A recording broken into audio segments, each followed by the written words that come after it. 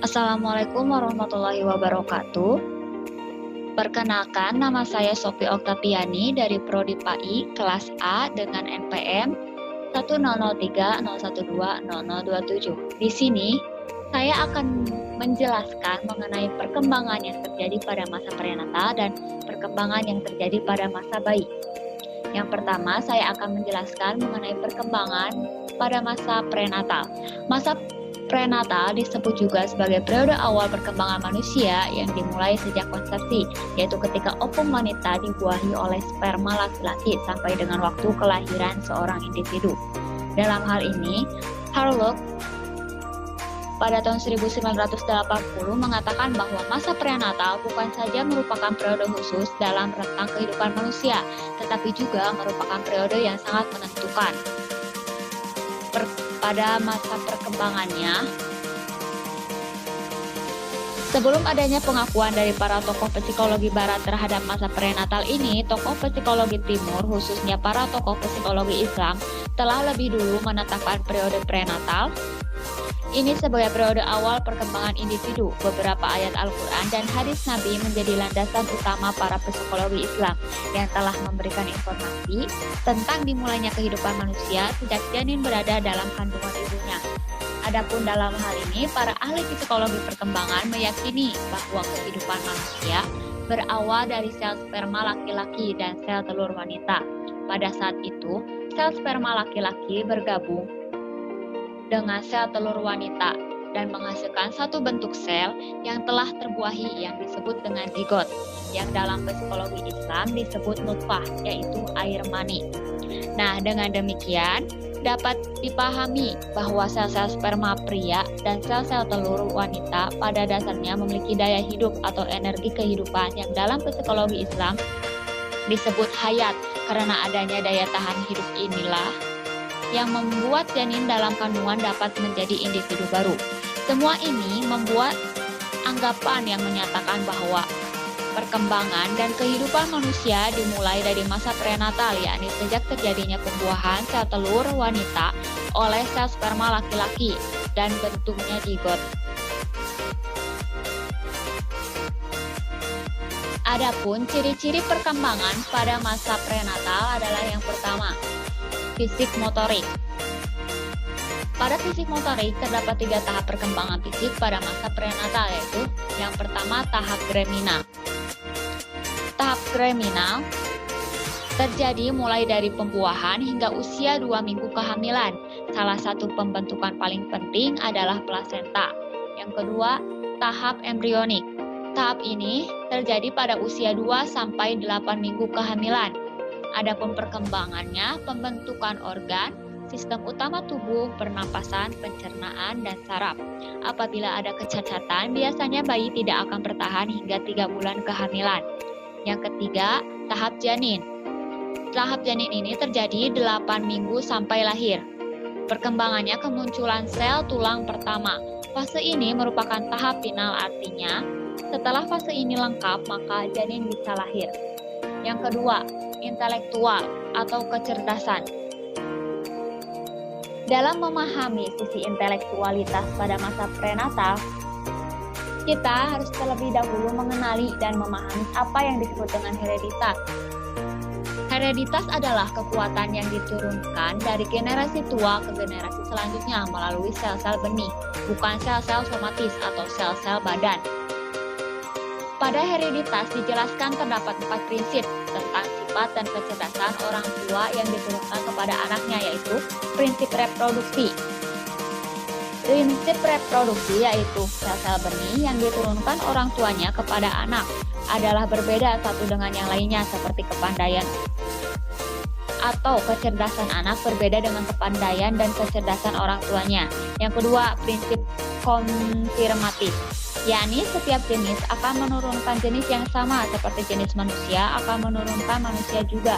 Artinya, bisa jadi kecerdasan seorang akan menurunkan kecerdasan yang sama kepada anaknya.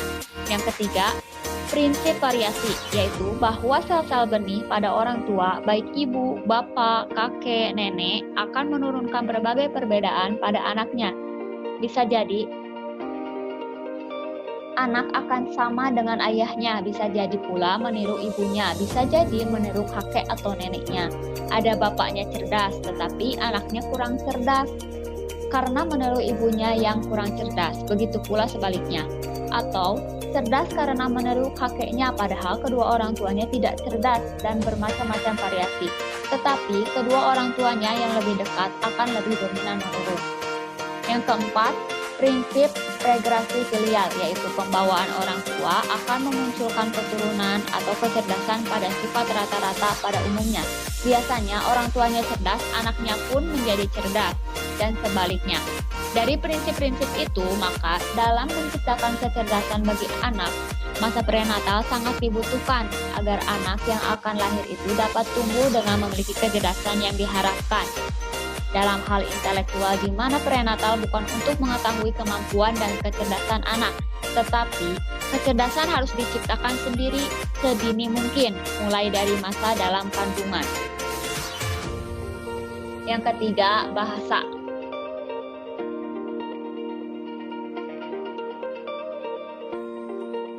Telinga adalah organ pertama janin yang berhubung dengan perkembangan sistem saraf otak. Janin mulai mendengar pada trimester kedua dari kehamilan, berkomunikasi lebih dari sekedar mendengarkan secara pasif, mendengar suara, merasakan sentuhan, melihat bayangan, dan merasakan emosi. Semua itu merupakan bagian dari proses berkomunikasi. Berkomunikasi dengan bayi pralahir bisa melalui sentuhan, getaran, gerakan, suara, dan cahaya. Musik dapat didefinisikan sebagai paduan rangsang suara yang membentuk getaran yang dapat memberikan rangsang pada penginderaan, organ tubuh, dan juga emosi. Ini berarti individu yang mendengar musik akan memberikan respon baik secara fisik maupun secara psikis yang akan mengunggah sistem tubuh termasuk aktivitas kelenjar-kelenjar di dalamnya. Yang keempat, sosio-emosional. Kondisi emosi pada ibu dapat mengakibatkan perubahan organik pada janin. Bayi yang berat lahir rendah dan sering menangis kebanyakan terlahir, ibu yang sangat cemas selama kehamilan, atau mempunyai sikap negatif terhadap kehamilan. Maka dari itu, dalam hal ini, sang ibu harus selalu berpikiran positif dan membawa pengaruh yang baik bagi anaknya nanti. Yang kelima, agama dan moral.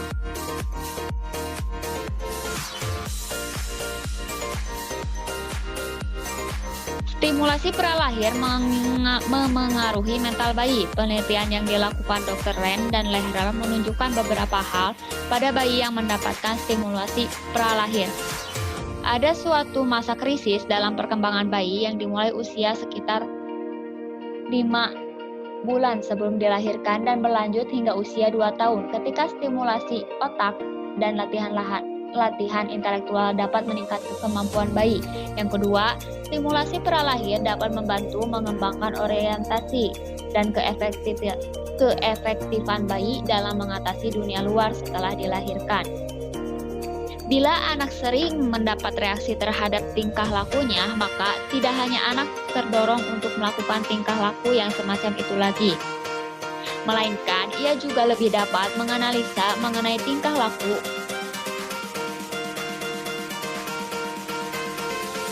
mana yang dapat memberikan efek tertentu itu. Proses ini disebut dengan istilah analisis kontingensi. Anak belajar untuk dapat meletakkan hubungan antara tingkah laku dengan akibat yang ditimbulkan dalam keliling.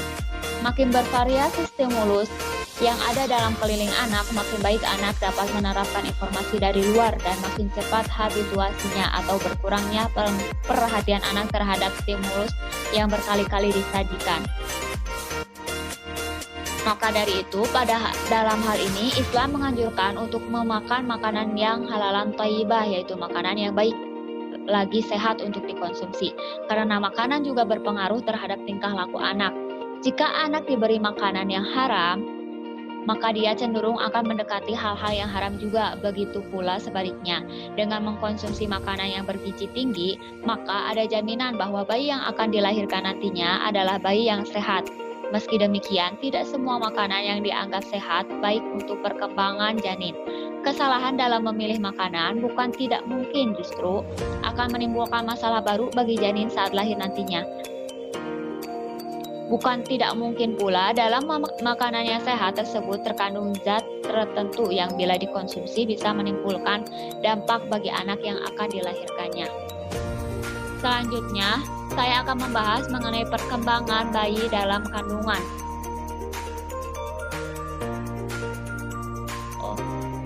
Dan ini adalah gambar mengenai perkembangan janin dalam kandung janin pada usia 8 sampai 40 minggu. Dalam usia 8 minggu, bayi janin masih berupa embrio dan sampai pada usia 40 minggu. Pembentukan janin seperti ini. Dan selanjutnya saya akan membahas mengenai perkembangan pada masa bayi. Masa bayi adalah masa di mana pertumbuhan dan perubahan berjalan pesat. Bayi berkembang pesat baik secara fisik maupun psikologis. Dengan cepatnya pertumbuhan perubahan tidak hanya terjadi dalam penampilan tetapi juga dalam kemampuan. Adapun tugas-tugas perkembangan pada masa bayi adalah belajar berjalan, belajar memakan makanan padat, belajar berbicara, belajar buang air kecil, dan buang air besar. Aspek-aspek perkembangan pada masa bayi yang pertama, fisik motorik. Fisik dan motorik. Pada masa bayi, perkembangan fisik secara jelas dapat diamati pada 6 bulan. Pertumbuhannya terus bertambah dengan pesat. Tahun pertama, peningkatan lebih kepada berat dan tinggi badan. Selama tahun kedua, terjadi penurunan. Selain itu, yang berkembang ialah proporsi tulang, otot, dan lemak, bangun tubuh, gigi, susunan saraf, dan organ perasa. Rata-rata bayi memiliki 4 hingga 6 gigi susu. Gigi pertama adalah gigi depan dan yang terakhir adalah gigi geraham. Adapun perkembangan motorik adalah perkembangan pengendalian gerakan jasmania melalui kegiatan pusat saraf, urat, syaraf, dan otot yang terkoordinasi. Anak-anak yang usianya 4 bulan jika ditelengkupkan mencoba mengangkat kepalanya walaupun hanya beberapa detik. Selanjutnya ia menguasai lengan, tangan, tungkai, dan kakinya. Kemudian, anak yang usia 5 bulan dapat menggerakkan lengannya ke arah tertentu, ke salah satu benda yang dilihatnya. Selanjutnya, ia menguasai jari-jarinya untuk memungut benda-benda yang kecil, dan akhirnya ia dapat memegang sesuatu. Yang kedua, intelektual, kecerdasan. Selama masa bayi, kapasitas intelektual atau kognitif seseorang telah mengalami perkembangan. Tahap sensor motorik berlangsung dari kelahiran hingga kira-kira 2 tahun. Selama tahap ini, perkembangan mental ditandai dengan kemajuan pesat dalam kemampuan bayi untuk mengorganisasikan dan mengkoordinasikan sensasi melalui gerakan-gerakan dan tindakan fisik. Yang ketiga, bahasa. Ada 3 bentuk prabahasa yang normal muncul dalam pola perkembangan bahasa, yakni menangis, mengoceh, dan isyarat. Menangis adalah lebih penting karena merupakan dasar bagi perkembangan bahasa yang sebenarnya. Isyarat dipakai bayi sebagai pengganti bahasa.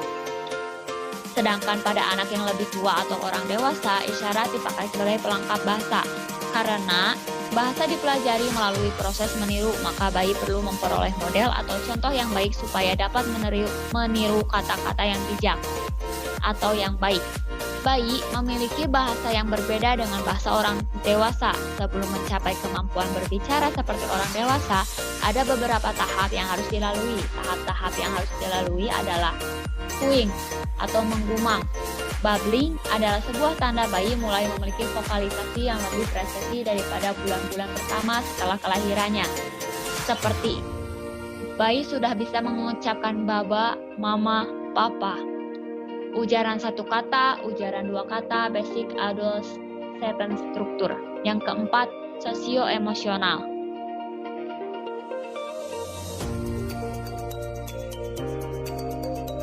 Bayi mengekspresikan sebagian emosi jauh lebih awal dibandingkan dengan beberapa emosi lain, lalu mengekspresikan dengan rinci Perilaku ekspresif emosional yang penting. Pada emosional yang lazim pada bayi meliputi kemarahan, ketakutan, rasa ingin tahu, dan kegembiraan.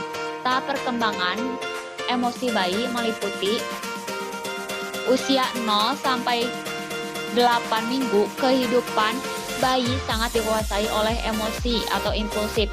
Emosi anak sangat bertalian dengan perasaan kualitas perasaan seperti senang dan tidak senang. Usia 8 minggu sampai 1 tahun. Pada usia ini, perasaan psikis sudah mulai berkembang. Anak merasa senang apabila melihat mainan yang digantungkan di depan matanya atau melihat orang yang telah dikenalnya. Tidak merasa senang terhadap benda, situasi, atau orang asing. Pada masa ini, perasaan anak mengalami diferensiasi atau penguraian. Usia 1 tahun sampai 3 tahun. Pada usia ini, perkembangan emosinya, yaitu emosinya sudah mulai terarah pada sesuatu, seperti pada orang, benda, atau makhluk lain.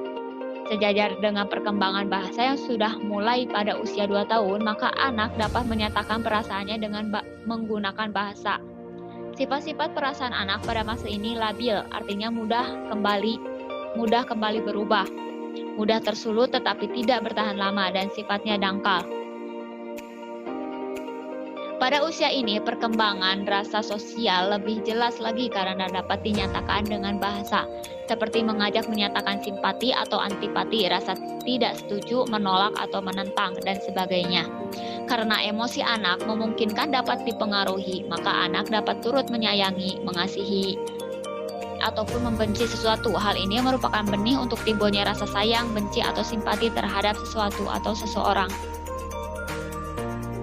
Yang kelima, moral dan agama. Seorang anak yang dilahirkan belum memiliki pengertian tentang apa yang baik atau tidak baik. Pada masa ini, bayi tingkah laku anak hampir semuanya didominasi oleh dorongan naluriah belaka. Oleh karena itu, tingkah laku anak belum bisa dinilai sebagai tingkah laku bermoral atau tidak bermoral. Pada masa ini, anak cenderung suka mengalami perbuatan yang menyenangkan dan tidak mengulangi perbuatan yang menyakitkan. Dengan melihat kecenderungan perilaku anak tersebut, maka untuk menanamkan konsep-konsep moral pada anak, sebaiknya dilakukan hal-hal sebagai berikut, yaitu yang pertama, berilah pujian, ganjaran, atau sesuatu yang menyenangkan anak seperti dicium, dipeluk, dan diberi kata-kata pujian. Yang kedua, berilah hukuman atau sesuatu yang mendatangkan perasaan tidak senang apabila dia melakukan perbuatan yang tidak baik. Apabila perlakuan kepada anak ini dilakukan secara teratur, maka akan tertanam pada diri anak tentang suatu perbuatan yang mendapat pujian atau diperbolehkan itu adalah sebagai perbuatan yang baik, sedangkan yang mendatangkan hukuman atau tidak diperbolehkan itu merupakan perbuatan yang tidak baik. Demikian dari saya, demikian pemaparan mengenai perkembangan pada masa prenatal dan perkembangan pada masa bayi. Mohon maaf bila ada kesalahan. Wassalamualaikum warahmatullahi wabarakatuh.